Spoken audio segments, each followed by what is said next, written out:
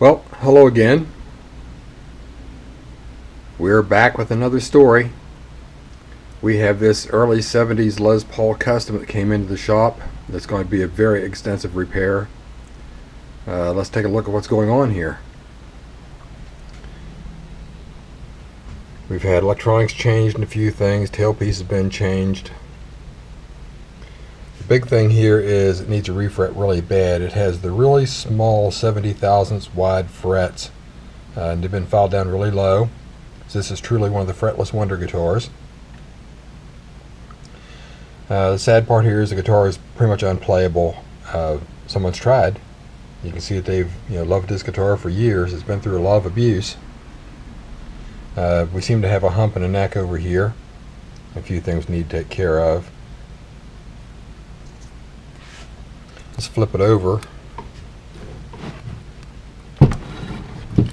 We've got a very nasty headstock repair.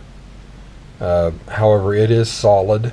I'm probably going to patch that up a little bit and fill it in, make it a little smoother. At this point, to re-break that and re-glue it, not knowing what I'm getting into with it being solid, I'm going to leave it alone. So we're going to pass on that one.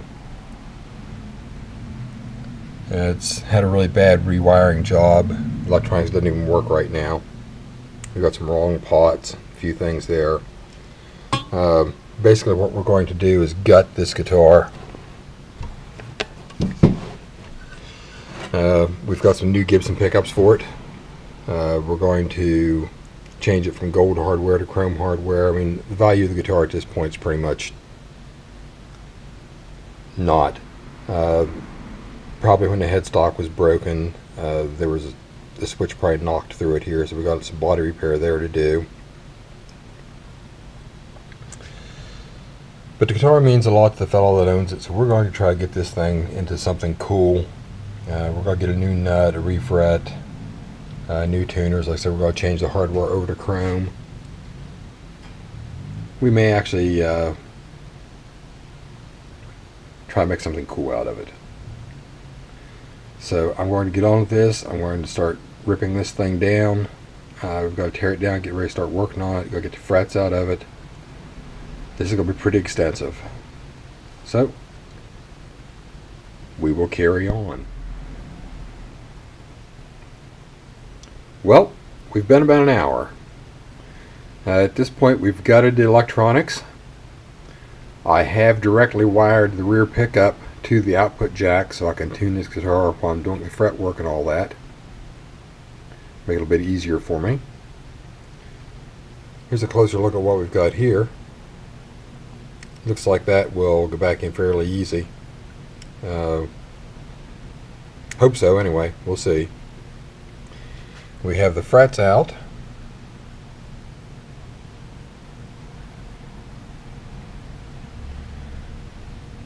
I think we're going to luck out here. That hump that was in the neck was probably in the frets. It looks like it's a little bit better off, so we might get by doing a little bit less fingerboard work here than I expected. That's always a plus. That'll help speed things up a little bit. We've got the nut out. As we can see, it had been shimmed some. Truss rod nut seems to be in good shape. Truss rod working properly. So we'll see how we get along there.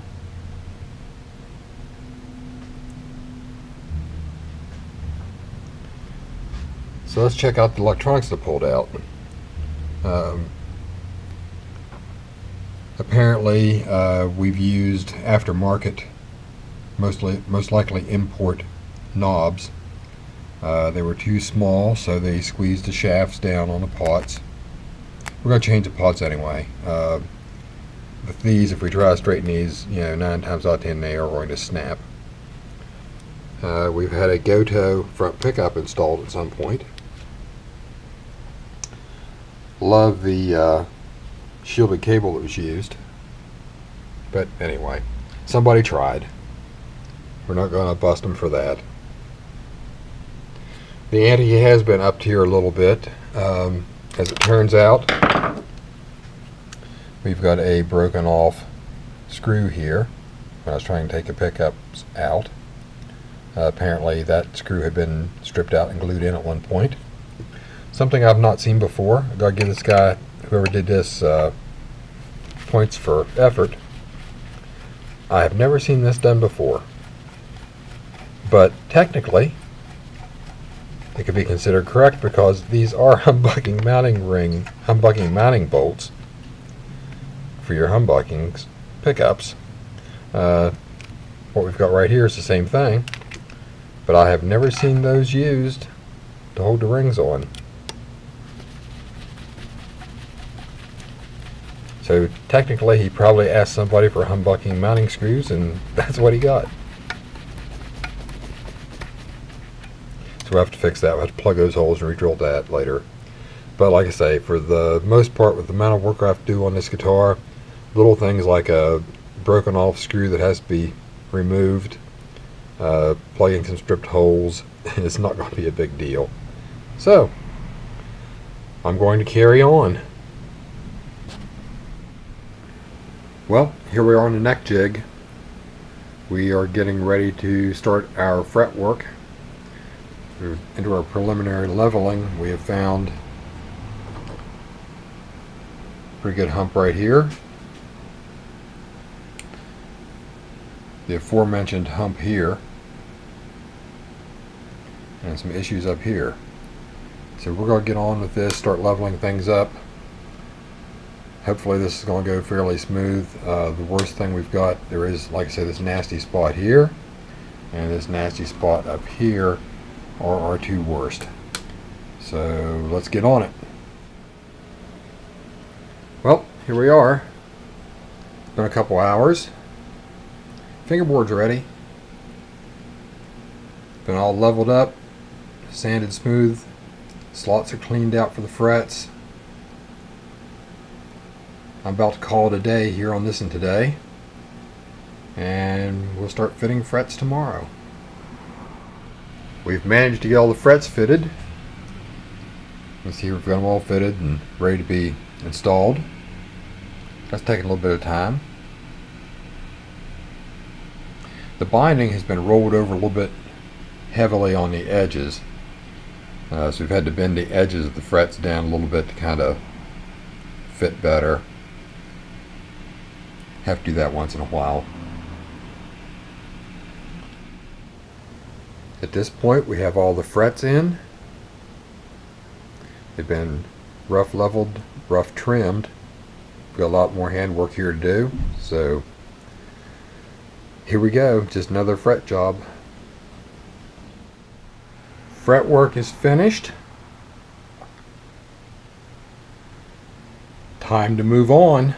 We've got a long way to go yet.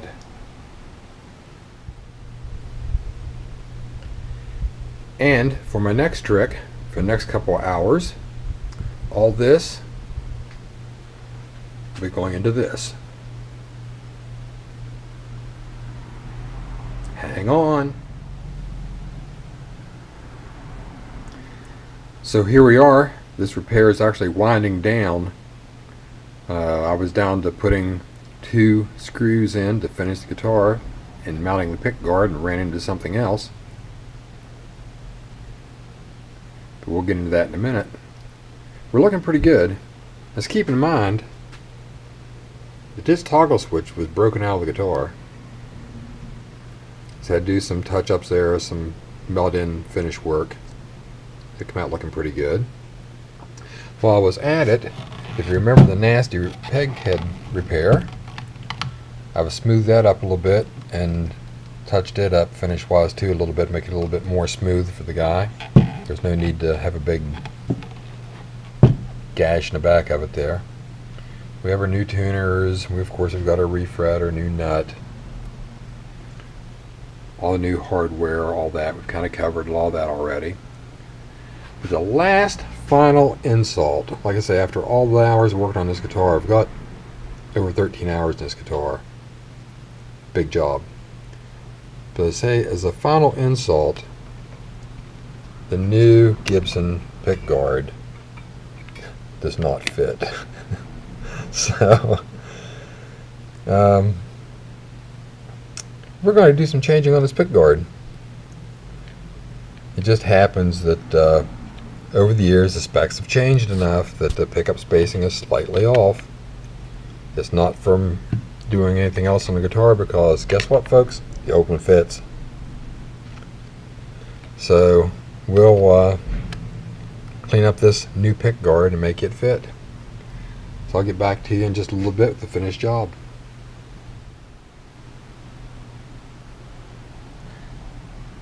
Well, folks, there we have it. We fitted the pick guard, mounted it, so now we're all done. Been a little bit of a journey. While I was packing up all these old parts, I kind of ran across something that reminded me of some work. There's one of the tiny little frets that came out of it. This has been such a long job, I think I'm going to give you a reminder for those that forget what it looked like at the beginning.